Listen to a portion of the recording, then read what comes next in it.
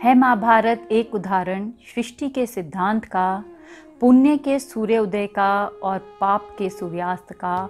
आओ हम सब मिलकर बूझें इतिहास इस इतिहास का। अभिमन्यु और उत्तरा के विवाह में शामिल होने के लिए श्री कृष्ण बलराम, सात्यकी, सुभद्रा, यादव सैनिकों और अभिमन्यु के साथ उपलव्य नगर में आ गए। और भी बहुत से राजा, मद्र नरेश, काशी नरेश, द्रुपद, धृष्टद्युम्न, द्रौपदी के सभी पुत्र, शिखंडी भी उसमें शामिल होने के लिए उपलव्य नगर पहुंच गए।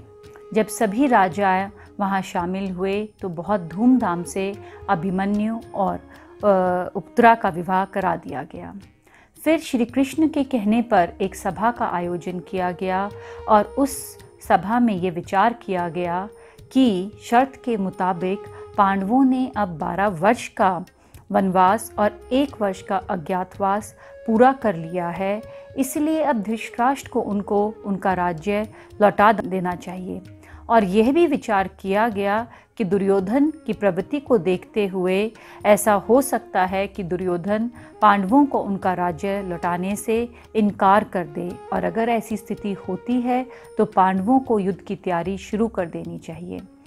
इस धृतराष्ट्र से बात करने के लिए दूत को भेजने का काम राजा द्रुपद को दिया गया। और विवाह के बाद श्री कृष्ण बलराम, सात्यकी, उत्तरा और अभिमन्यु को लेकर वापस द्वारिका चले गए। इधर पांडवों ने युद्ध की तैयारियां शुरू कर दी। राजा द्रुपद और राजा विराट पहले से ही पांडवों के पक्ष में आ चुके थे और उनकी विशाल सेनाओं ने पांडवों के साथ मिल गए और कुरुक्षेत्र के पास उन्होंने अपनी एक छावनी लगा ली। उधर पांडव और कौरवों ने अपने अपने मित्र राज्यों को निमंत्रण भेजना शुरू कर लिया कि युद्ध होने वाला है और आप लोग आकर अपना सहयोग हमें इस युद्ध में दें। अतएव दोनों ही पक्षों के राजा अपनी अपनी सेना को लेकर कुरुक्षेत्र में आकर छावनी लगाने लगे और कुरुक्षेत्र की एक ओर पांडवों की छावनी लग गई और दूसरी ओर कौरवों की छावनी लग गई। श्री कृष्ण का आशीर्वाद पाने के लिए और सहयोग पाने के लिए अर्जुन द्वारिका पहुँचे, पर जैसे ही अर्जुन वहाँ पहुँचे दुर्योधन भी वहाँ पहुँच गया। और जब वो दोनों वहाँ पहुँचे तो उन्होंने देखा श्री कृष्ण सो रहे हैं। दुर्योधन श्री कृष्ण के सिरहाने पर बैठ गया और अर्जुन उनके पैरों के पास खड़े होकर श्री कृष्ण के जागने की प्रतीक्षा करने लगे। थोड़ी देर बाद जब श्री कृष्ण जागे तो उनकी नज़र अर्जुन पे पड़ी और उन्होंने छूटते ही कहा, हे पार्थ, तुम कैसे हो और तुम्हारा यहाँ आने की क्या वजह है? बाकी सभी पांडव कुशल पूर्वक तो हैं। अर्जुन ने श्री कृष्ण को नमन करते हुए कहा कि हे केशव, मैं युद्ध में आपका सहयोग पाने के लिए आपसे मदद मांगने के लिए आया हूँ।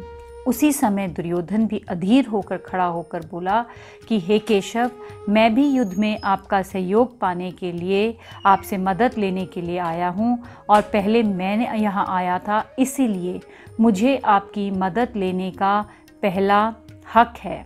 श्री कृष्ण बोले कि हे दुर्योधन, तुम चिंता मत करो, तुम पे और अर्जुन पे मेरा समान ही प्रेम है और मैं बिना किसी पक्षपात के दोनों की ही मदद करूँगा। श्री कृष्ण बोले कि एक तरफ मैं अकेला हूँ और एक तरफ मेरी नारायणी सेना है, पर मैं ना तो कोई हथियार उठाऊँगा और ना ही युद्ध में भाग लूँगा। अब इन दोनों में से तुम जिसे चाहो उसे चुन लो। और क्योंकि अर्जुन पे मेरी पहली नज़र पड़ी थी, इसलिए पहले चुनाव करने का हक मैं अर्जुन को देता हूँ। और वैसे भी अर्जुन दुर्योधन तुमसे छोटा है, इसलिए शिष्टापूर्वक तो उसका पहला हक बनता है कि वो चयन करे उसे क्या चाहिए, मेरी नारायणी सेना या मैं खुद। अर्जुन ने हाथ जोड़कर श्री कृष्ण से कहा, हे केशव, मुझे आपका साथ चाहिए, मुझे आपकी नारायणी सेना नहीं चाहिए। ये सुनते ही दुर्योधन बहुत खुश हो गया, क्योंकि उसे तो श्री कृष्ण की नारायणी सेना ही चाहिए थी। नारायणी सेना के बारे में ये कहा जाता है कि नारायणी सेना बहुत पराक्रमी और अजय थी। खुश होकर श्री कृष्ण से आशीर्वाद लेकर दुर्योधन बलराम से मिलने चला गया और बलराम का आशीर्वाद पाकर और नारायणी सेना दोनों ही पाकर दुर्योधन खुश होता हुआ वापस हस्तिनापुर लौट आया।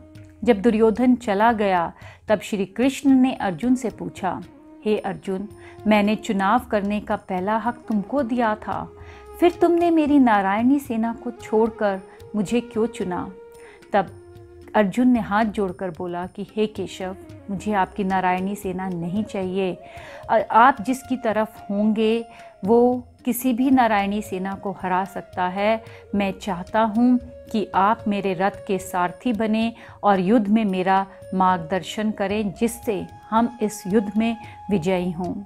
अर्जुन श्री कृष्ण का आशीर्वाद पाकर वहाँ से वापस लौट गए।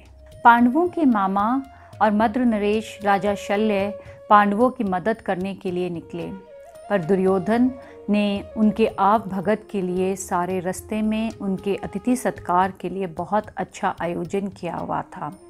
राजा शल्य दुर्योधन के इस आतिथ्य सत्कार से बहुत प्रसन्न हुए और उन्होंने दुर्योधन से कहा कि हे दुर्योधन, मैं तुम्हारे आतिथ्य सत्कार से बहुत प्रसन्न हूँ, बोलो तुम मुझसे क्या चाहते हो। दुर्योधन इसी ही मौके की तलाश में था। उसने छपाक से राजा शल्य से कहा कि हे मामा, पांडवों के साथ अब हमारा युद्ध होने वाला है। मैं चाहता हूँ आप अपनी सेना के साथ इस युद्ध में हमारा सहयोग करें। राजा शल्य को अपनी भूल का एहसास हो गया, पर क्योंकि वे दुर्योधन को वचन दे चुके थे, इसलिए मजबूरन उन्हें दुर्योधन का इस युद्ध में साथ देना पड़ा। जब युधिष्ठिर को इस बात का पता चला कि हमारे मामा कौरवों की तरफ से लड़ रहे हैं, उन्हें बहुत ही दुख हुआ। अगले एपिसोड तक के लिए अलविदा। जय श्री कृष्ण।